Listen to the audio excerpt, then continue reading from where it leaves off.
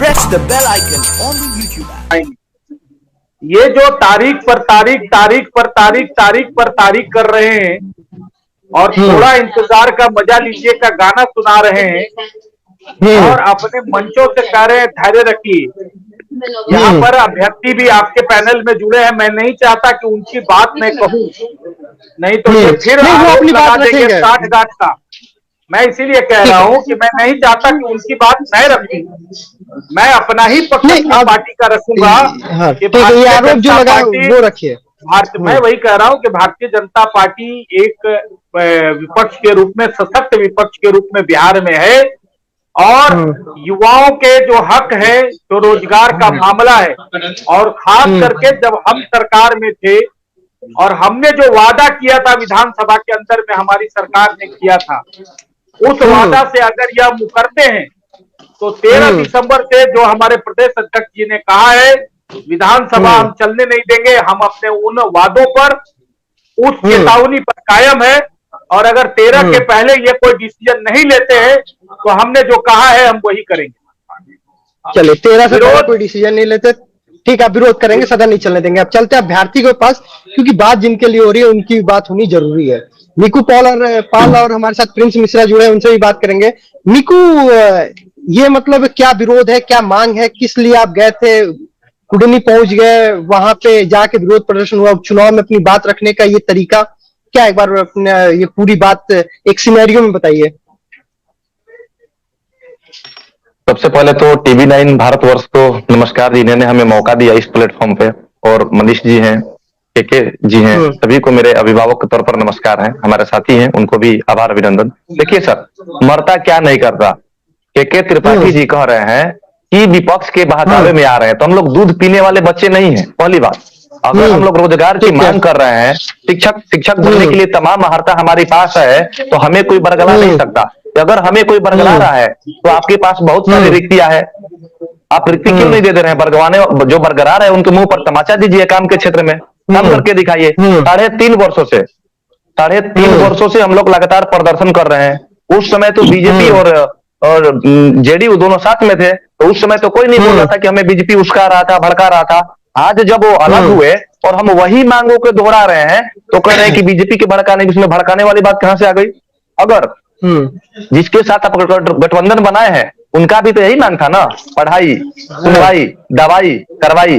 पढ़ाई तो पढ़ लिए, सुनवाई यही हो रही है कि हम लोगों को डंडे मिल रही है, कार्रवाई यही हो रही है कि केस मुकदमे हो जा रही है, आप लोग अपना प्रदर्शन कीजिएगा। तो हमें तो किसी प्रकार से कोई ऑप्शन ही नहीं है आप तक बात पहुंचाने की।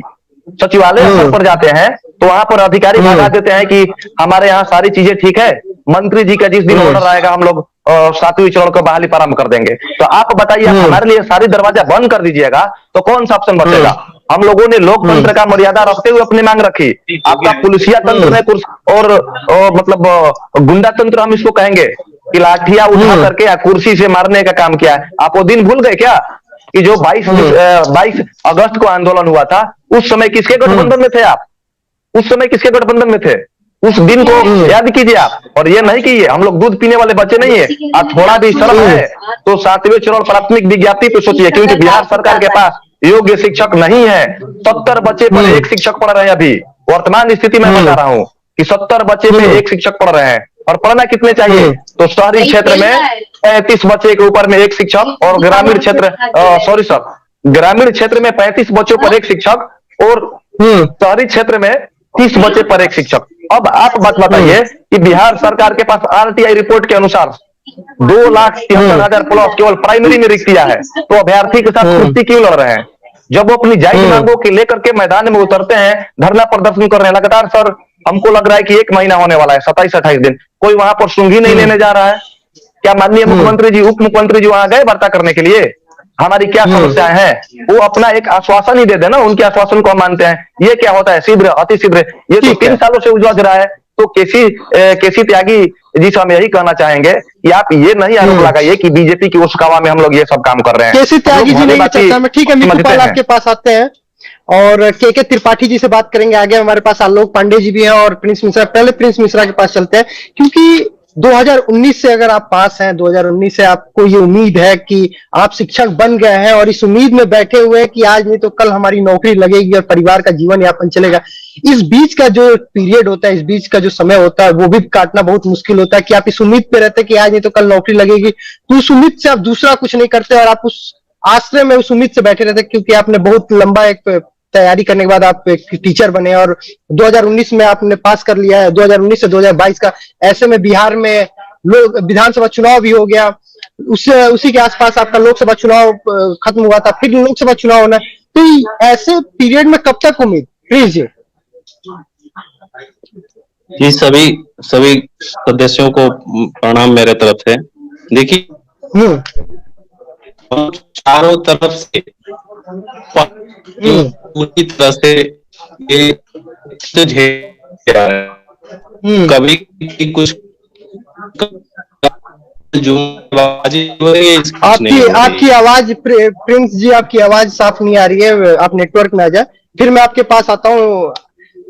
आलोक जी, बात रोजगार की है। रोजगार के लिए युवा अपने मुख्यमंत्री और अपने उप मुख्यमंत्री के सामने विरोध प्रदर्शन कर रहा है। पक्ष सरकार कह रही है कि भाई ये तो विपक्ष की चाल है, विपक्ष कह रहा है भाई रोजगार चाहिए, और जो रोजगार मांग रहा है वो कह रहा है भाई हम दूध पीने वाले बच्चे नहीं है। एक्चुअली ब्रजेश जी, जो दृश्य में आप अभी दिखा रहे हैं टीवी में, ये दृश्य मुझे थोड़ा सा दुखद लगता है।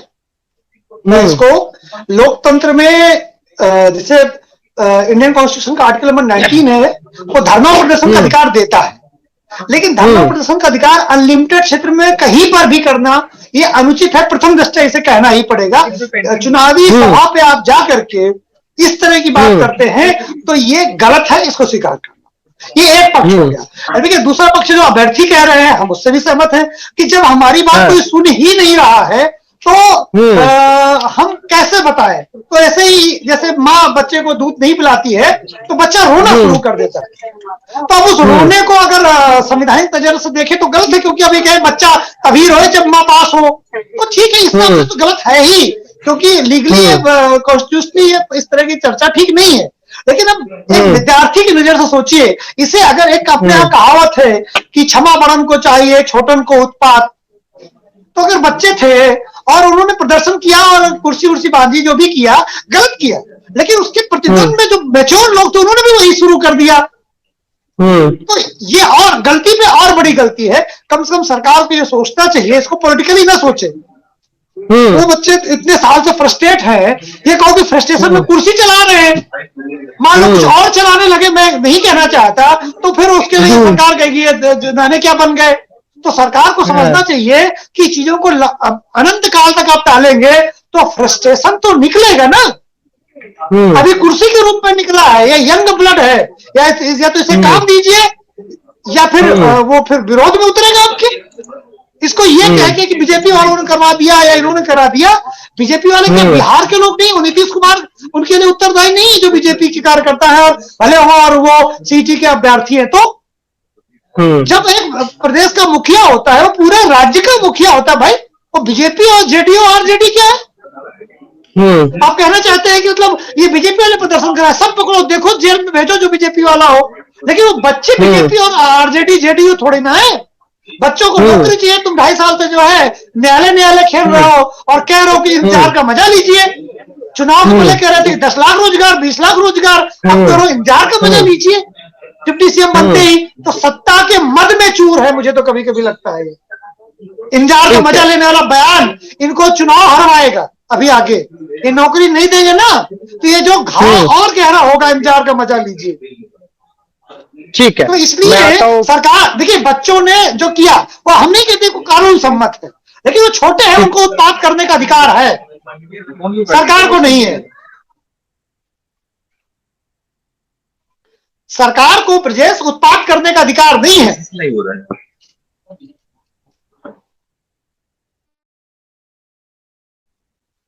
और एक बात प्रदेश में एक बात और जोड़ता हूं कि विदेश ये चीजें जो भी सरकार कर रही, 20 कहते ना, एक गांव में मेरे कुड़नी गांव में, एक्चुअली कुड़नी 2 है, एक मेरे गांव बिहार में विधानसभा है, एक मेरा गांव भी है कुड़नी।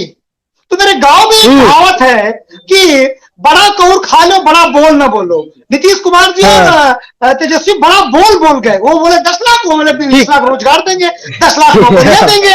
अभी इतना बड़ा कौर भर लिया है मुंह में कि नटाई में फंस गया, जैसे कि नटाई में नीचे जा रहा है। हाँ, ना उगला जा रहा है ना निकला जा रहा है।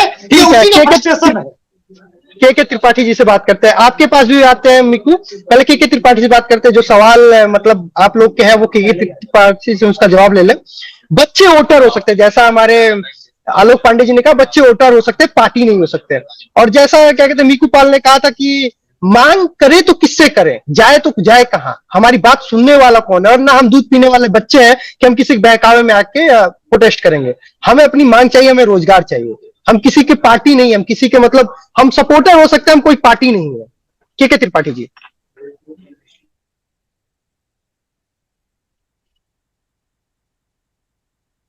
उसकी पहली बात तो मैं निंदा ही करता हूं, क्योंकि कानून को हाथ में लेना छात्रों के हित में, और भविष्य एक शिक्षक हैं, ये भविष्य के शिक्षक बनने वाले हैं। थोड़ा सा इनको अपना आत्मचिंतन आत्ममंथन करना चाहिए था। किस हाथ को, जिस हाथ से उनको ब्लैक बोर्ड पे लिखना है, अच्छे बच्चों को अच्छे नागरिक तैयार करना है, और धैर्य इतनी जल्दी टूटता जाएगा, तो मुझे तो लगता है कहीं कहीं शिक्षक के जो क्वालिफिकेशन होना चाहिए, क्योंकि मैं भी प्रोफेसर रहा हूं, वो कहीं न कहीं उन्हें कमी है। ब्रजेश जी, एक बात मैं और कहना चाहता हूं, जो हमारे साथ सम्मानित चैनल पे बैठे हैं भारतीय जनता पार्टी की, ये भी हमारे साथ किसी भी कार्यक्रम को, किसी भी नीति को लागू करने के लिए थोड़ा वक्त चाहिए। अभी वक्त निकलता नहीं जा रहा है, सीटी-बीटी कर लिया है, थोड़ा धैर्य रखना चाहिए था। और किसी के लोकतंत्र, जो लोकतंत्र का पर्व है, जिसमें सभी को शांतिपूर्ण मतदान करना है, और अपने मैसेज का जो जनता के सामने माननीय मुख्यमंत्री तेजस्वी यादव ने जो अपना मैसेज देना चाह रहे थे, उसमें कहीं डिस्टर्ब करना, उसको कहीं उस गरिमा को गिराना, ये कहीं हित में नहीं आता है। उनकी बात आप सुन लेते, उसके साथ ही एक डेलीगेशन बना करके आप एक शिक्षक होने के नाते किसी को लेकर के आप उनके पास जाते।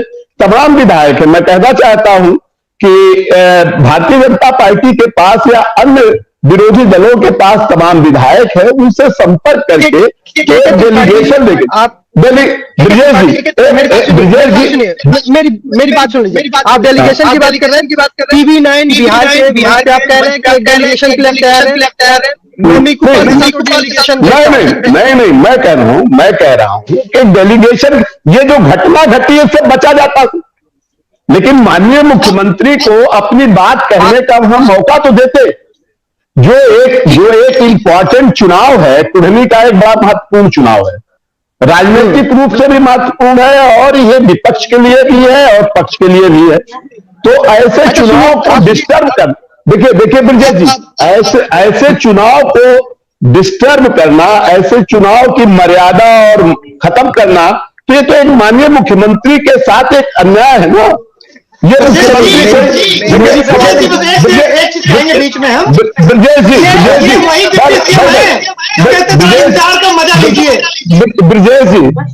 जी, मैं कहना चाहता हूं कि मुख्यमंत्री किसी एक मिनट सुनिए भाई। ब्रजेश जी, मेरी आपकी बात में बोल नहीं रहा था, आप मुझे कहने दीजिए, उसके बाद बोल लीजिए जितना बोल रहा हो। ठीक है, आप और इस तरीके से डिबेट की गरिमा को मत गिराइए। मैं ब्रजेश जी से कह रहा हूं कि माननीय मुख्यमंत्री पूरे प्रदेश के मुख्यमंत्री हैं, डिप्टी सीएम जो है पूरे प्रदेश के हैं। वो क्या वहां पे कहना चाहते हैं, क्या मैसेज देना चाह रहे थे, उस मैसेज को तो इनको शांतिपूर्ण सुनना चाहिए था। और ये भविष्य के शिक्षक है, अगर ये भविष्य के शिक्षक का यही रूप रहेगा तो बिहार जैसे प्रदेश को कैसे आगे बढ़ाया जाएगा। एक प्रश्न मैं जनता के ऊपर छोड़ देना चाहता हूं कि ऐसे लोग अगर शिक्षक बनेंगे तो देश का बिहार का कैसे निर्माण होगा, नए बिहार का। सवाल और दूसरा सवाल यह है ब्रजेश जी कि ये कम से कम वहां के लोगों को, जितने भी हमारे सम्मानित शिक्षक हैं, भविष्य के शिक्षक हो भी जाएंगे, लेकिन इनको थोड़ा सा शांतिपूर्ण ढंग से मान मर्यादा और क्या सिखाया गया इनको। अगर ये बीएड किए हुए हैं या कहीं से ट्रेनिंग लिए हुए हैं तो कहीं लिखा हुआ हो गई है ब्रजेश जी अनुशासन तोड़ने का, ब्रजेश जी कहीं अगर अनुशासन तोड़ने का कहीं पे इनको पढ़ाया गया हो तो मैं इनसे चाहता हूं कि इनसे पूछिए कि कहीं पढ़ाया गया, चाहे बीएड में, चाहे वो ग्रेजुएट में, चाहे बीटीसी में, चाहे डीएलडी में, कि कहीं को ऐसी शिक्षा दी गई कि अनुशासन तोड़ लीजिए। ठीक है जी, आपने अपनी बात रख दी। मनीष पांडे जी से भी जवाब लेंगे, आलोक जी से भी जवाब लेते हैं। पहले आलोक जी के पास आते हैं। आलोक जी बहुत देर से कुछ कहना चाह रहे हैं, मनीष जी भी कहना चाह रहे हैं। आलोक जी बताइए क्या। अरे भाई, मैं सिर्फ ये कहना चाहता हूँ, प्रोफेसर साहब केवल विद्यार्थियों के लिए नैतिकता की बड़ी बड़ी बातें कर रहे हैं। नेताओं की नैतिकता कहाँ चली गई, जो वादा करते कभी पूरा नहीं करते। हाँ। आप विद्यार्थियों को लेकर के इस तरह से कटघरे में खड़ा कर रहे हैं जैसे वो आतंकवादी हो। इस तरह की बात कर रहे हैं कि अगर बीएड है तो ये न करते। अरे क्या कर दिया, अगर प्रदर्शन कर दिया उन्होंने, मैं पहले वार्ता कर चुका हूं। लेकिन आप बताइए कैसे नोटिस करवाते बच्चे, इतने दिन से आप लोग टाल रहे हैं और डिप्टी सीएम कहता है कि जरा इंतजार का मजा लीजिए। तब हमारे बच्चों के घाव में आप नमक छिड़कते हैं इंतजार का मजा लीजिए कहने में। आपको क्या सजा दी जाए, इंतजार का मजा लीजिएगा? क्या मतलब है इंतजार का मजा लीजिएगा? आप बच्चों को प्रोवोक करते हैं इस बात के लिए कि वो हिंसक हो जाए, फिर उसके बाद नौकरी न देने पर उनको जेल भेजे। आपकी ये तैयारी है क्या? ये जो केके जी धमकी दे रहे हैं हमारे विद्यार्थियों को, अगर ये करेंगे तो फिर मुझे जाना पड़ेगा प्रदर्शन करने उन बच्चों के खिलाफ अगर कोई भी कार्रवाई करते हैं। बच्चे हैं, चलिए छोटन को उत्पाद, अरे बच्चे हैं, कर दिया, इसमें कौन सा बड़ा अपराध कर दिया? प्रदर्शन ही तो कर रहे हैं। ठीक है, मनी थोड़ा चला दी। ठीक है, देखिए, मैं तो प्रोफेसर केके त्रिपाठी जी को यही कहूंगा कि अपनी पार्टी को डिफेंड करने के चक्कर में आप अपनी विद्वता पर प्रश्न चिन्ह यहाँ कम से कम डिबेट में खड़ा मत कीजिए। क्योंकि पार्टी का पक्ष है, ठीक है, लेकिन ऐसे शब्दों का भी इस्तेमाल मत कीजिए जिससे भी आपकी विद्वता ही जो है खतरे में पड़ जाए, क्योंकि आपके विद्वता पर हम लोग को तो शक नहीं है। देखिए, दूसरी बात क्या है, त्रिपाठी जी और पूरे पैनल से मैं कहना चाहता हूँ कि ये जितनी बातें जो कह रहे हैं ये सारा तो तय था भाई। एनडीए की सरकार में हमारे मिक्कू जी भी बैठे, प्रिंस जी भी बैठे, वो सारा चीज तय हो गया था। तत्कालीन शिक्षा मंत्री ने भी इस संदर्भ में अपने वक्तव्य जो है वह विधानसभा के अंदर रख दिया, वो ऑन द रिकॉर्ड है। उस आधार पे सिर्फ और सिर्फ इन लोगों का मांग है नोटिफिकेशन जारी करना। इसके अलावा दूसरा तो कोई मांग है नहीं कि नोटिफिकेशन जारी कर लीजिए। अब मान लीजिएगा किसी का 31 दिसंबर को एज पूरा हो रहा होगा, कंप्लीट हो रहा होगा, वो क्या करेगा? वो आप जनवरी में अगर नोटिफिकेशन निकालिएगा, मार्च में निकालिएगा, फिर तो क्या होगा उसका? उसने क्या गुनाह किया है? दूसरी बात क्या है कि आप कहते हैं लड़कों ने आज एक आप कह रहे हैं शुरू वक्तव्य में आपने कहा कि बीजेपी का भी आपने आरोप लगाया। जरा पता लगाइए, पूछे मिकू जी यहाँ बैठे हैं कि धरना 1 अगस्त से शुरू हुआ है, तब किसकी सरकार थी यहाँ पर? कौन पक्ष में था? और सरकार पे नहीं आते, सरकार पे सरकार बात बच्चों के भविष्य का है। ब्रजेश जी सुनिए, इससे बहुत आप नहीं समझ रहे हैं, एंगल समझिए। ये लोग पूरे इनके आंदोलन को ही बीजेपी से जोड़ के जो सच्चा आंदोलन है उसको पॉलिटिकल आंदोलन बना रहे हैं। जो छात्रों का, अभ्यर्थियों का आंदोलन है ना, उसको बीजेपी के साथ जोड़ के ये लोग चाहते हैं कि इसको राजनीतिक रंग दे कि ये लोग आंदोलन नहीं कर रहे, बीजेपी के कुछ लोग हैं जो अभ्यर्थियों में घुसे हुए वो लोग आंदोलन कर रहे हैं। देखिए, इन लोगों ने एंगल गलत दे रखा है ना, इसलिए मुझे उस विषय में बोलना है कि ये लोग का आंदोलन 1 अगस्त को शुरू हुआ था। उस समय यहाँ पर आरजेडी विपक्ष में थी, भाजपा और एनडीए का शासन था यहाँ पर। तो अगर ये लोग भाजपा प्रायोजित अगर होते तो 1 अगस्त से क्यों करते? देखिए, ये आरोप बिल्कुल सरासर गलत है। ये बिल्कुल जो छात्र संगठन अपने हित में, जो जिस प्रकार से कोई भी संगठन अपने हित में आंदोलन करता है, वो इनकी अपनी मांग है। हम भारतीय जनता पार्टी बिहार में विपक्ष में है और विपक्ष में जो मुद्दे हैं, जो जनहित के मुद्दे हैं, जिसको पर हमारा कर्तव्य बनता है कि हम सरकार को घेरें और उन मुद्दों के समाधान के प्रति जो सकारात्मक कदम है वह उठाएं। ठीक है, आपके पास भी आते हैं, लेकिन एक आलोक जी आपसे बात करते हुए चलते हैं, बाकी मीकू और प्रिंस से बात करेंगे कि यहाँ पे बिहार में इनको छात्रों का हित नजर आता है, लेकिन यूपी में यूपी टेट वाले भी विरोध कर रहे हैं 69,000 शिक्षक भर्ती मामला, उसमें नहीं समझ में आता, उसमें कुछ कहेंगे? नहीं, यूपी पर भी बिल्कुल, और सरकार बार बार आश्वासन दे रही कि बहुत जल्द आ जाएगा। अगर यूपी पे ऐसा आंदोलन होगा तो इनको भी जवाब देना पड़ेगा। अगर आंदोलन आता है, मनीष जी कुछ ऐसा नहीं है, बस भविष्य बच्चों की बात हो रही है। हम थोड़ा आते हैं, पहले प्रिंस से हमारी बात नहीं हो पाई थी। ब्रजेश जी एक थोड़ा सा मैं यहाँ पर एक एंगल रखूं। देखिए, उत्तर प्रदेश में आपने कहा रोजगार सबको चाहिए, हर जगह, चाहे सरकार किसी की हो, रोजगार सबको युवा को रोजगार चाहिए, युवा को रोजगार चाहिए। देखिए, बिल्कुल मैं अच्छा रूप से कर रहा हूँ। देखिए, यहाँ पर एंगल क्या है, आप एक तो चुनाव में 10 लाख नौकरियों का मुद्दा बनाकर चुनाव लड़ते हैं, सत्ता में आते हैं तो कहते हैं कि हम तो बस चेक कर रहे हैं, और आप अभ्यर्थियों को रेगुलर नहीं करते, नोटिफिकेशन नहीं जारी करके उन लोगों को बुला बुला के इवेंट्स कर करके आप प्रतिनियुक्ति पत्र बांटते हैं, जो लोग 2-2, 3-3 महीने का वेतन उठा लिए हैं। आप राज्य में एक तरफ माहौल बना रहे हैं कि हमने नौकरी दे रहे हैं, नौकरी दे रहे हैं, नौकरी दे रहे हैं, और दूसरी तरफ आप जिनको कि वाकई में जिनकी फाइल सबसे आगे पहली पंक्ति में सबसे ऊपर रखी हुई है, उस फाइल का आप सॉल्यूशन नहीं निकाल रहे हैं। तो ये जो छात्र अभ्यर्थी हैं, इनके मन में जो आक्रोश है, वो ये आक्रोश तो स्वाभाविक है ना, और यही वजह है कि इस प्रकार की घटनाएं घट रही है। अब माहौल मत बनाइए ना नौकरी का, आप एक तरफ तो माहौल बना रहे हैं कि हम नौकरी बांट रहे हैं, नौकरी दे रहे हैं, इतने लोगों को नौकरी दिया, और जिन लोगों को सही में नौकरी देना है, जिन लोगों को सही में नियुक्ति पत्र मिलना है, आप उनको जो है तो उनकी अवहेलना कर रहे हैं, उनकी उपेक्षा कर रहे हैं।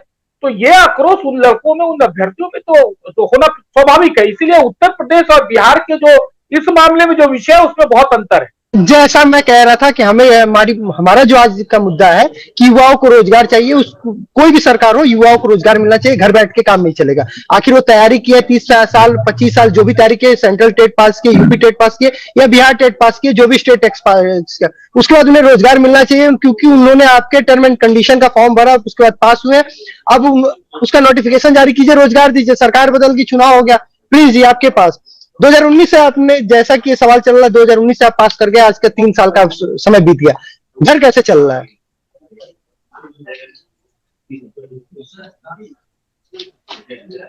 प्रिंस, आपको आवाज आ रही है मेरी? हाँ, हेलो। 2019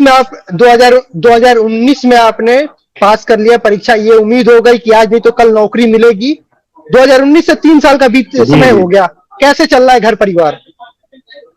बस वैसे ही राम भरोसे चल रहा है।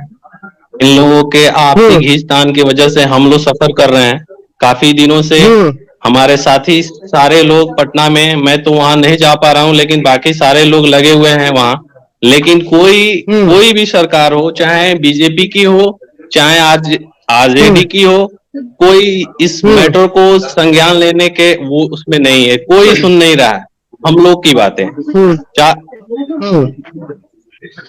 हेलो हेलो, हाँ, आवाज आ रही है, अपनी बात रखिए, ठीक है।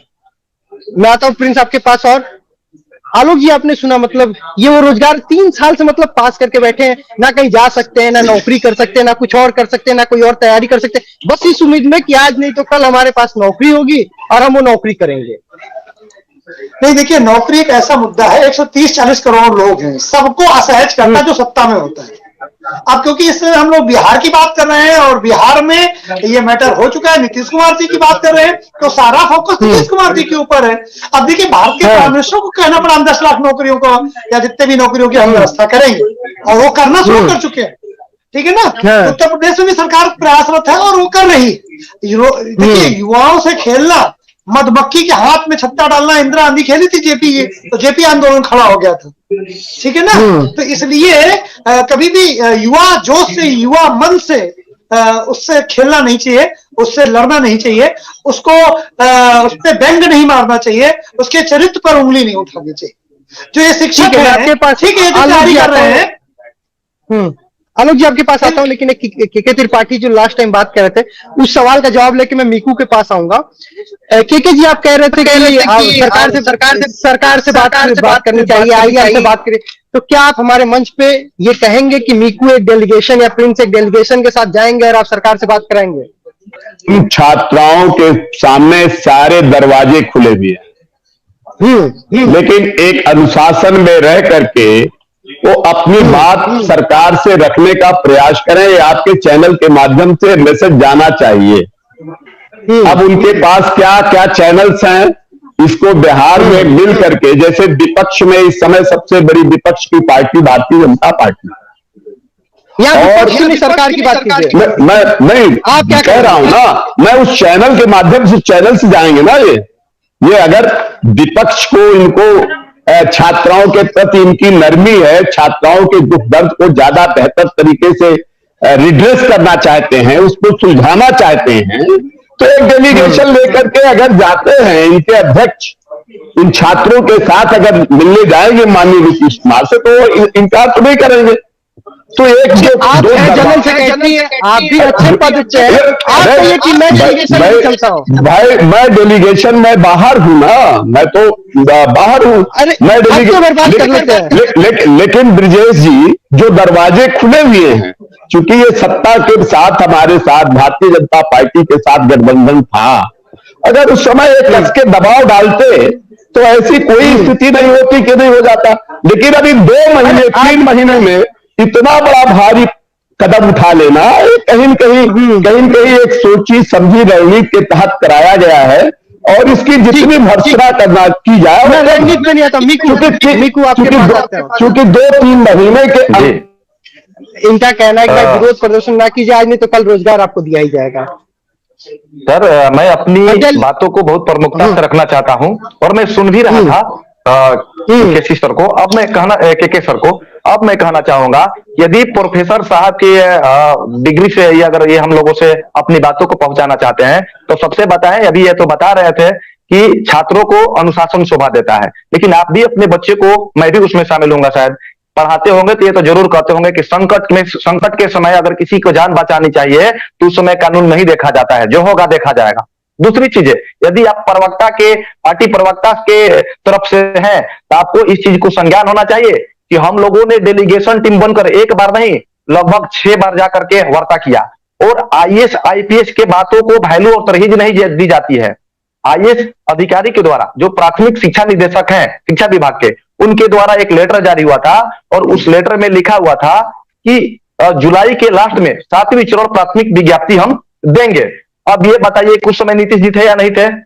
आप किस बारे में बात कर रहे हैं? लगभग हमको लग रहा है कि 15 वर्ष से राज्य को तो हमारे मुख्यमंत्री जी ही चला रहे हैं, नीतीश कुमार जी। अब रह गई बात हमारी नैतिकता को, आप देख रहे हैं कि गलत कर रहे हैं, तो शिक्षक पर लाठियां बरसाना कहां तक बात है साहब? किस शिक्षक की बात करते हैं जो आपको भी पढ़ाए हैं, आपको पूर्वजों को भी पढ़ाए हैं, मेरे पूर्वज को भी पढ़ाए हैं, उन पर आप लाठियां चार्ज करा रहे हैं और हमारी नैतिकता देख रहे हैं? हम क्या करें? हमारे कितने ऐसे भाई हैं, कितने ऐसी बहन है जो गर्दनी बाग में लगभग महीना दिन से सड़क पर धूल फाक रही है डिग्री लेकर के। कोई डिग्री में खोट है, दिक्कत है, आप जांच कराइए। रहीमन निजमन की भी था, मन ही राखे गोए, सुन नहीं टले ये लोग सब बांट ना पाइए कोई। अब बताइए हमारे मन के व्यथा सुनने वाला कौन है? और बिहार के सरकारी स्कूल में जो बच्चे बच्चियां पढ़ते हैं वो सभी गरीब गुरुए के होते हैं। के सर, आपके घर में कोई सरकारी स्कूल में पढ़ता है क्या 1 to 5 में? आप हमारे दुख दर्द को नहीं समझ सकते हैं, क्योंकि हम लोगों ने ये ठान रखा है कि बदहाल बिहार को बदलने के लिए जो भी कुवत लगानी पड़ेगी लगाएंगे, और किसी पार्टी के तौर पर हम लोग नहीं आएंगे कभी भी। शिक्षक बनने के लिए लड़ रहे हैं और शिक्षक बन करके रहेंगे, और आने वाली जो बिहार के नौनिहाल बच्चे हैं जो किलकारी छोटे छोटे जो गरीब गुरु में कहे ना, उनको भी शिक्षा के क्षेत्र में ही दूध पिलाने का हम लोग काम करेंगे।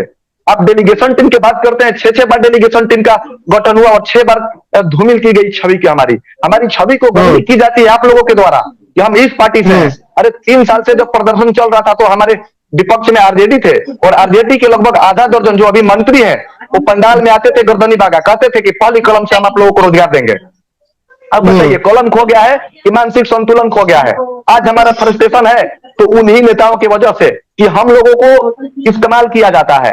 तो पढ़ेगा लिखेगा युवा तो आपसे लड़ेगा भी युवा, सवाल भी करेगा। आप सवाल से नहीं घबराइए। और प्रोफेसर की जिस बात कर रहे हैं आप, तो आप भी अपने बच्चे के पढ़ाते होंगे कि नैतिकता गई भाड़ में। जब किसी पर संकट आती है तो पहले संकट को बताइए, क्योंकि गर्दनी बाग में जो बच्चियां बैठी है ना, नीतीश जी को मॉडल देखिए तो बेटी पढ़ाओ बेटी बचाओ, और बेटियां पढ़ गई तो सड़क पर बैठाओ, सड़क पर बैठ करके हक मांग रही है तो लाठी मारवाओ और जेल में डलवाओ। ये आपका नियम कानून चल रहा है। तो इसे अपनी छवि को धूमिल करने के लिए मैं माफी चाहता हूं कि इस प्रकार के गुस्सा को मैं कंट्रोल नहीं कर पा रहा हूं, लेकिन आप में भी अगर नैतिकता है तो इस बात को माननीय मुख्यमंत्री जी के संज्ञान में तो है नहीं है। आप जोर जबरदस्ती कीजिए कि नहीं सर 7वीं चरण प्राथमिक विज्ञप्ति दीजिए, क्योंकि मैं जानता हूं कि आप अगर इस प्रकार की बात रखिएगा तो आपको भी वहां पर अनदेखा कर दिया जाएगा, क्योंकि ये बहाली को चुनावी मुद्दा लोकसभा को देखा जा रहा है। और साहब हम लोगों के पास उतना इंतजार करने का समय नहीं है। 27 अभी तक हमारे साथी जो आत्महत्या कर चुके हैं, क्या राज्य सरकार उसका जवाबदेही होगी कि 27 लोग क्यों आत्महत्या करते किए? मैं आता हूं मीकू आपके पास। और आलोक जी, आपने सुना, आलोक, हम नौकरी भी मांग सकते हैं तो विरोध भी कर सकते हैं, हम अगर पढ़ा सकते हैं तो अपनी बात रखना भी हमें पता है। और जो कल तक हमारे पंडाल में आके मतलब ये कहते थे कि सरकार बनी हमारी तो हम सबसे पहले करेंगे, अब लगता है कलमिक हो गया है। यही बात हम कर रहे थे कि बस चुनावी जुर्म। देखिए ब्रजेश, मैं पहले कह चुका हूं कि जब हम किसी मुद्दे को जरूरत से ज्यादा भुनाते हैं तो वो फाइट बैक करता है। आरजेडी ने युवाओं के जोश को भुना करके सीटें और सबसे बड़ी पार्टी तो बन गई, नौकरी वाले मुद्दे को भावनात्मक मुद्दा करके, लेकिन अब वो फाइट बैक कर रहा है, बाउंस बैक कर रहा है। स्प्रिंग को आप दबाओ, देखो प्रदेश हम लोग बचपन करते स्प्रिंग दबाते हैं पेन किए कोई भी, और फिर एक सीमा के बाद वो छोड़ दो तो बहुत तेज रिपल्ट करती है। तो इस समय आरजेडी को वो मुद्दा